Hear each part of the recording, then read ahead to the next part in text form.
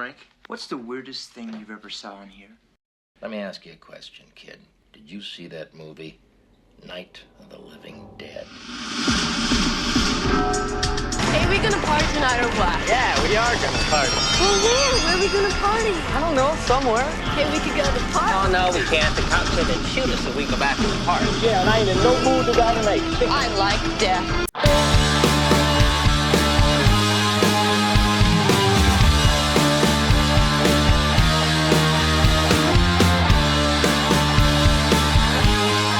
Greetings, ghouls, and welcome to Minute 84 of Do You Want to Party, the Movies by Minute podcast for the 1985 groundbreaking horror classic, The Return of the Living Dead. I am your host, Troy, and joining me is my cosplay buddy from a galaxy far, far away. It's Daniel. Yes.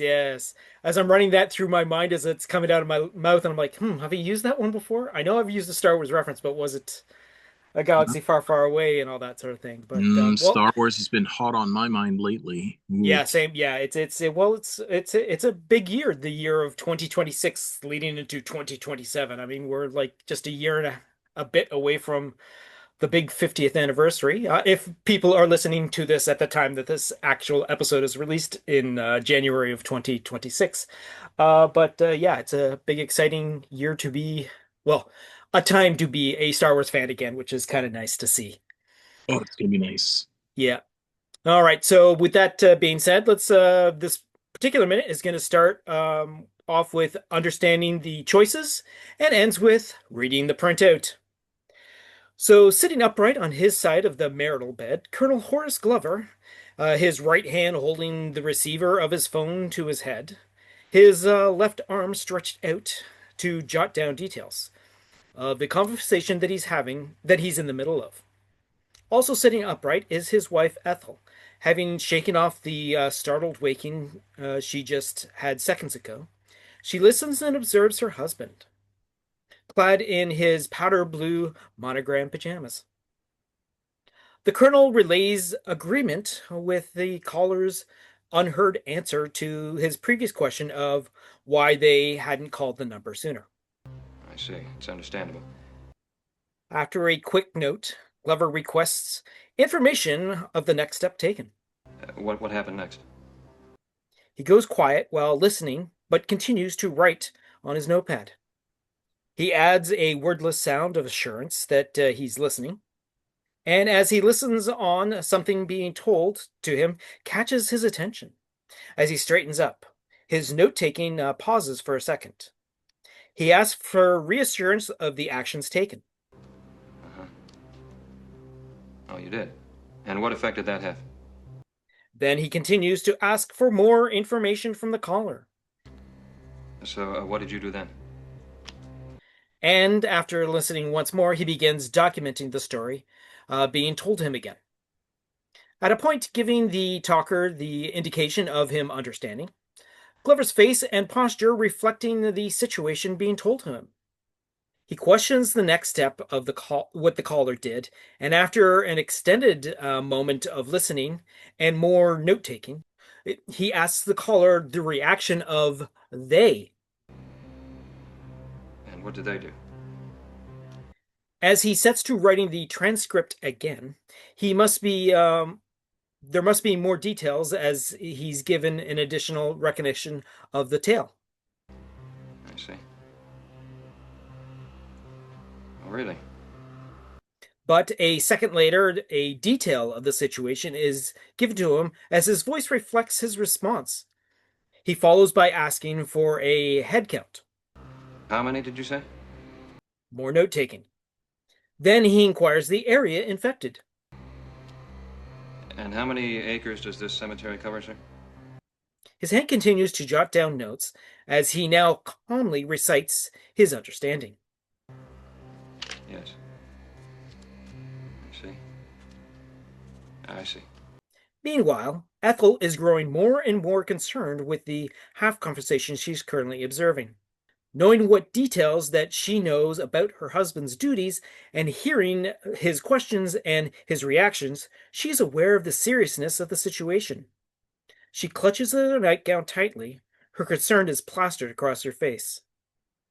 The conversation between Colonel Horace Glover and the unheard caller comes to a conclusion as he gathered all the information he needed. After thanking the gentleman for his report, he passes the call to someone else. Yes, I see. Of course. Thank you for your assistance, Mr. Wilson. I'm going to switch you back to Captain Turner now. He'll talk to you.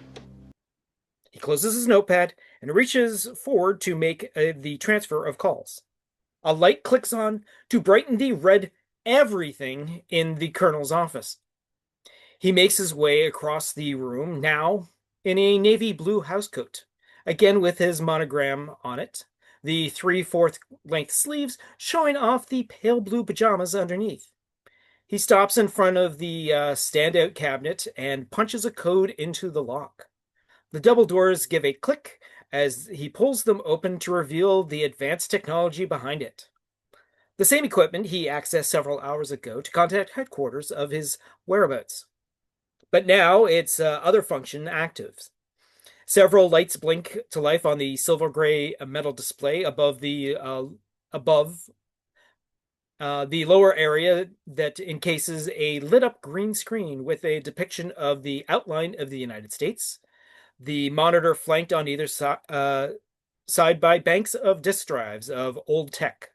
On the surface of the desk at the base of this cabinet has a dot matrix printer already pushing out information.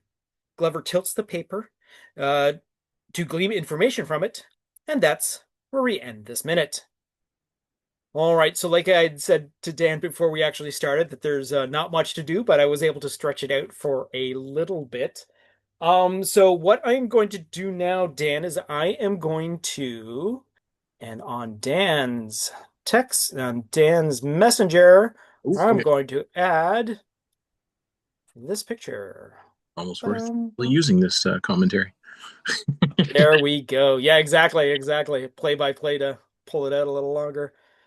So there you go. I sent that picture, and that is Glover's. It's a picture of Glover's actual desktop. Whoa, that's pretty detailed. Nice. Yeah. Okay, so what I've just sent Dan in his messenger is an image of Colonel Glover's actual desktop, the actual top of his desk. Not that he actually has in this movie a desktop, but it's kind of interesting to see the technology that they have thrown together. Besides what I described in the description, we have a dot matrix printer and all that, which makes its classic sound of a dot matrix machine as it prints out and all that. But if I'm not mistaken, is that not a Commodore 64 keyboard? Yeah. Back of it and all that? Yeah. Yeah. Commodore 64 keyboard. Mm-hmm. Yeah. And they've really done a nice job with the display, putting the screen into the desk. Yeah, so which is kind of neat. Yeah. Another thing I meant to point out in the description is it's kind of neat. I mean, you don't see it in this particular shot here, but when you see the full map of the United States, apparently it's just the continental United States because there's nowhere on that little green screen where it actually has Alaska involved, which I'm pretty sure Alaska is part of the United States, but it doesn't appear Hawaii, as part of the map. Kind of missing. Yeah, exactly. Or Hawaii. Hawaii's not on there as well. But I want to ask you, does that phone not look familiar? It kind of does, actually. It looks like a prop from another movie, does it not? Which is more than likely what it is actually what it is. I haven't been able to find, the only reason I'm asking is there's no mention in the commentary track about it, and I haven't been able to find anything online, but that shape and that keyboard and all that sort of thing really look familiar as an actual phone. The big block phone. Yeah. Yeah, exactly. Now, I don't think it's like a commercial sort of thing, so it's probably just a prop sort of thing, but again, not 100% sure myself, but yeah. I was just wondering if you had any input on what it could be. I know I just sprung this on you at the last second sort of thing, but yeah, so it's nice that also it looks like there's handles on that little black box set to the side of the dot matrix, which holds all the extra equipment, including that little a number keypad and whatever the dials and that green plate is and all that sort of thing. I believe it was a wall-mounted unit on another show. Yeah. The whole Probably, thing was on probably. the wall originally, and they just dropped it into the desk instead. That sounds very plausible. Yeah, I think you're right. That's a That's the good one. intercom Yeah. to the left of it. Oh, Yeah. Yeah, you're right. Okay, I see what you mean. The circle is yeah, probably the yeah. Okay, I see what you're saying. It's not quite a Star Trek, but something along that line sort of thing, right? yeah. I'm And we're trying. talking the mid 80s, so we're probably looking maybe Oh, not a Mission Impossible, but maybe like a Buck Rogers or something like that, I'm like trying to late remember the 70s time, there. the dates of everything, because I'm like, Space '99 would be too soon, and Yeah, no, that would be yeah. Also the difference between um Canadian production of Space 1999 and this US location being yeah, in too much. California sort of thing. Yeah. But still. Yeah, no, it definitely is something that has popped up in some sort of other television. But you're right, it's definitely a wall-mounted thing that they just, hey, let's just place this right here in this desk and all that. So anyways, that's basically what I wanted to get across because again, with nothing much happening in this movie, I wanted to get across a little bit more information. But yeah, no, that's basically what it was and all that sort of thing. Hopefully, if I remember, I'll post this picture on the different social medias and people will be able to see it. If I don't, please people reach out and remind me to do so when I forget to do Yeah, that later on. it'd be cool if somebody Um, could identify it before we do. yeah, exactly. I mean, we're this is recording the day before it's actually being released, so it's not like there's going to be much time between the actual time that we're talking about this and when we get it out to the public. So hopefully someone will also help us identify this panel of some sort. Excellent. All right. So we'll just move on to the next stage, and that's going over to our over on the commentary track, which again is with the writer director Dan O'Bannon and the production designer William Stout. So to begin with, it's completely silent for like a good half of this whole entire movie, and then all of a sudden, about halfway through, uh, they have a conversation about John, which is Jonathan Terry, who plays Colonel Glover, and how he's just been in the movie Cutter's Way. Dan O'Bannon adding how that movie was originally called Cutter and Bone and how it was a much better title. Then, once Glover is in the office again, William Stout chuckles at being in that house again. The Red Study, as Dan O'Bannon calls it. And with William Stout adding how they didn't have to add a thing to the room. So yeah, so apparently the house that's basically where the commentary track ends for that. But so again, like we mentioned several episodes ago, yeah, this house that they rented out to shoot as Glover's, they changed nothing of the interior design. That whole entire house is exactly the same. I think I don't have identification for this information and all that, but I believe that the actual bedroom is one of the sets that they had built in the warehouse where they have all the sets. But the living room, the front foyer, and the office are all part of that one household.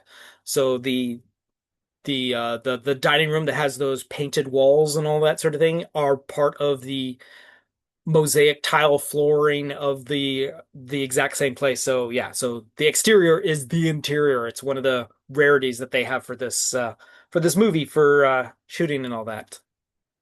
All right. So according to the script, which again is a story and screenplay by Dan O'Bannon, and we are dealing with a revision from October of 1983. This is based on a story and screenplay by John Russo, Rudy Rickey, and Russell Steiner. Interior, Colonel's bedroom, night. Colonel Glover continued. Listening. I see. It's understandable. And what happened next? Uh-huh. I see. I see. And did you try to stop them? He scribbles. Were you able to stop them? Pause. I see. Nothing short of total reduction to ash? I see. Pauses. Yes, I see, of course. Thank you for your assistance, Mr. Penrod. I'm going to switch you back to Captain Turner now, and he'll talk to you. Shaken, the colonel punches them over to another line on his phone set. He swings his legs out of the bed. Our colonel is tense. Wife clutching at her throat. Dear, is it? He pulls on his robe and goes into the other room. Interior colonel's study, night. The colonel goes to his communications equipment and punches a single red button. Picking up the phone, he puts it to his ear. He waits, glancing at the clock, and some teletype copy comes out of a slot. And that's where we pretty much meet up with the actual minute of the movie and all that sort of thing. So again, not much happens in this movie, so the script even has even less happening. So it's interesting to see the misses throwing in an extra line, which of course, when we go to the work print comparison, where we take a final film, when you finish all of your footage and you culminate it into one giant pile of footage, you then chop out, then that's what your work print is. You then chop down what you want to dwindle the movie down. So whereas we are dealing with minute 83 to 84 in the final print, our work print comparison is minute 103 and 28 seconds to 104 and 35 seconds. So it's not much more, but we have a little bit. So as the actual communication of on the phone that Glover is having with Bert, it actually is one full shot from beginning to the end, which is kind of neat. So this continues exactly like we see in the final version of the film. However, in the movie, it cuts just as he's about to transfer the call. In the extended work print, we actually see him reaching for his robe, stepping up and walking away. And this is where we also have the reaction from his wife saying, is this it? Then the rest of the Red Room sequence plays out the same as the film because it's, again, a linking shot that is the exact same from the work print to the final print. All right, so that being said, that's about all we have to say about this particular minute. Is there anything you want to add to this particular minute, Mr. Dan? I was just doing a quick look, see if I can find that prop. For a second, I thought maybe it was the what do you call it? The Galactica 1980. Okay, yeah, I see what you're saying. I know what you're saying. I know what you're saying. Yeah. Yeah, unfortunately, it didn't seem to be the one. It's something like that, though. Oh, It is. It's got to be something around that era and all that sort of thing, which is what is kind of a little bit frustrating. yeah, I was trying Now to find it in the same filming area as well, so right. Ah, but that would have been cool. Anyway, So no, I'm going to send you one more thing because I had to basically double check on the when the IMDb sort of thing is brought in with Jonathan Terry, again, the gentleman who plays Colonel Glover. I had to look up to make sure how far away the movie was, the movie which was called Cutter's Way. I had to double check on the timing of Cutter's Way.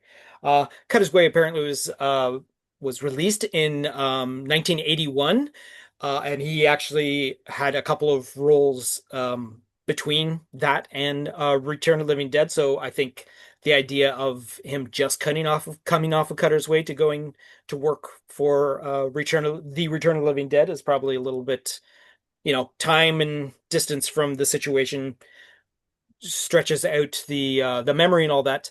But I just sent you another picture, the same way I did the other one, and if you bring that open, you will see it's a screen cap of the actual page when you open up Google and you search for Return of the Living Dead. yes. Now, if you look at the very first image and all that sort of thing, what do you see, Dan? Da-da-da-da. It's the gates, but not Yes, the gates. exactly. So when you bring up on Google search and you bring up Return of the Living Dead, it gives you your typical, hey, this is all the information we have. This is from it says Return of the Living Dead, 1985. It's a horror comedy. It's an hour and 31 minutes. And then it has like your different bubbles that you can choose on, like your overview, your cast, your trailers and whatnot. And then it starts showing pictures that you see from the movie. On the very right-hand side, you can see a picture of Miguel Nunez from within the movie and all that. But the Yeah. main picture, the first picture that you actually see are a set of iron gates which, as I'm not sure if Dan is aware of this, but that is basically promo. That's a promo shot from Return of the Living Dead, which was the movie that was supposed to be out this past Christmas, but has been pushed back into the November release for 2026 of Yeah. this current year, which makes it a pretty big no-no sort of thing for when Google messes up their information. Basically, Way off. yeah, no, it's It is a cemetery gate, but no. but it has, yeah, first of all, it's a cemetery gate that is a cemetery covered in snow, which does not happen in this movie. It's an iron gate, which you have seen. There's cement walls that surround the Resurrection Cemetery, and there's no name on the top of this and all that sort of thing. So this is obviously someone has messed up and linked a Return of the Living Dead image to the Return of the Living Dead, the movie. So one of the very first things is, you know what? If you hit those three dots and all that sort of thing, you can actually leave a comment about saying, hey, you've got your information wrong, which is exactly what I did, pointing out, hey, the information you put here is from the picture is from this movie and not this movie. So please correct. So yeah, so it was just weird to look and I'm like, hey, wait, that's the wrong movie. And I thought I had punched in Return of the Living Dead, right? So I looked at everything. Nope. Everything else on that page is all about the 1985 movie. Whereas this picture, the very first picture they have is from the 2026 movie, which is, yeah. So, Hey, it is there. There it is. yeah. I just did it on my phone just to see. Yeah, exactly. When you bring it up right now, that'll be what happens when you come onto Google, will be that image. So hopefully they'll fix that time. But again, I'll post this as well. Seeing that's about it for this particular minute. Anything else you want to add to this show there, Dan? Actually, I have no real up-to-date news on anything. I've been pretty boring, other than Happy New Year, everyone. That's right. Happy belated New Year to everyone. Yes. From me, at least, because this is my first New Year one. Exactly. Again, I've said it the last time you were on, but again, I want to thank you. I want to thank all the people that have helped me over the past year and a half with this project and all that sort of thing. You guys have always made it more entertaining than I could have just by myself, which is fantastic. And hopefully in the upcoming new show, I can get a lot of you guys back and all that sort of thing. It's probably going to be a little more involved with we're probably going to be, I still have to talk it over with my co-host for the next show, but we're probably going to do a actual video presentation of what we are doing. So there could be the chance that either people might want to dress up and all that sort of thing, or look however you want to look and all that sort of thing. But yeah, we will be putting out more of a video of seeing actual people talk. That is in the very near future, which as I look at the calendar right now, realizing, okay, we're going to start working on that in about a month and a half. So that's going to be kind of exciting. But again, thank you, Dan, for all your devoted time and all that sort of thing. I know I could always count on you, because I think today was hey, can you record something this evening? And you're all like, yeah, I'm pretty sure I can. Yeah. All right. I would have loved to have added about the new zombie movie coming, but now I can't remember anything. Exactly. I think we'll get into that in a little bit for that, because there's actually, there's at least we got the week wait, is it this week or is it next week that the Bone Collector is coming out? 28 days. 28 years later, the Bone Collector. I believe it's in the week. Yeah. It's this month. Let's just put it this month. Greetings, folks. This is Editor Troy stepping in here for a second to correct host Troy's recent comment. The actual movie is 28 years later. The Bone Temple was the movie, not the Bone Collector. We just had the Daisy Ridley zombie movies, We Bury the Dead, come out at the beginning of the year. So we got a couple of zombie stuff to talk about that we can put onto another podcast that we're working on. But again, thank you, Dan. Thank you, audience. Hey, we're almost there, kids. Just hang on for a few more precious episodes. And again, thank you to the audience that's slowly but surely growing. Other than that, I have nothing else to say, but see you next Wednesday. You've just been listening to a Planet Geek production of Do You Want to Party? A Movies by Minute podcast of the 1985 The Return of the Living Dead. Please be sure to subscribe, download, comment, share, rate, and review. Be sure to follow us on our social media platforms: Facebook, YouTube, TikTok, Tumblr, or Letterboxd. Search for Planet Geek Productions. X, former Twitter, Instagram, and Blue Sky, search for Planet Geek Pod. Or send us an email to planetgeekpod@gmail.com. Our closing music is provided by Night Chill. See the show notes for more details. Once again, thanks for tuning in, and farewell, fiends.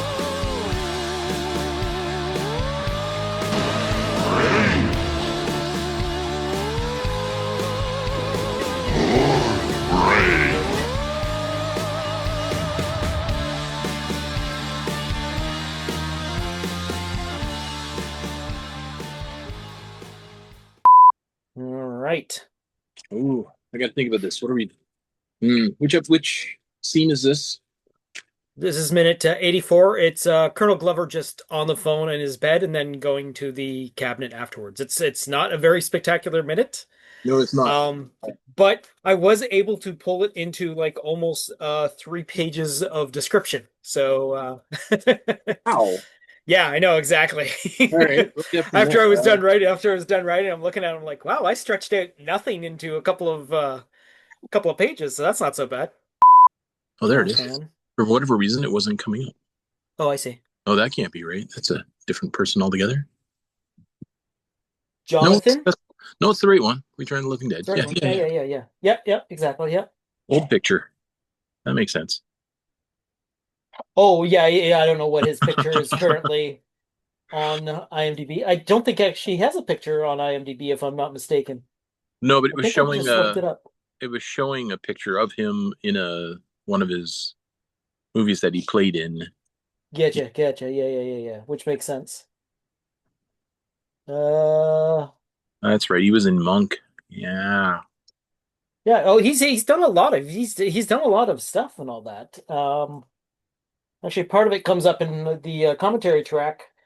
But I think there was something I wanted to say about his wife, because this is her final appearance in the movie, and I just can't find her paperwork. I know I had the two of them together back to back, but he was in both of them, right? Yeah, he was in both of them. It was the same character, whereas James Cairn and Tom Matthews were playing two different characters.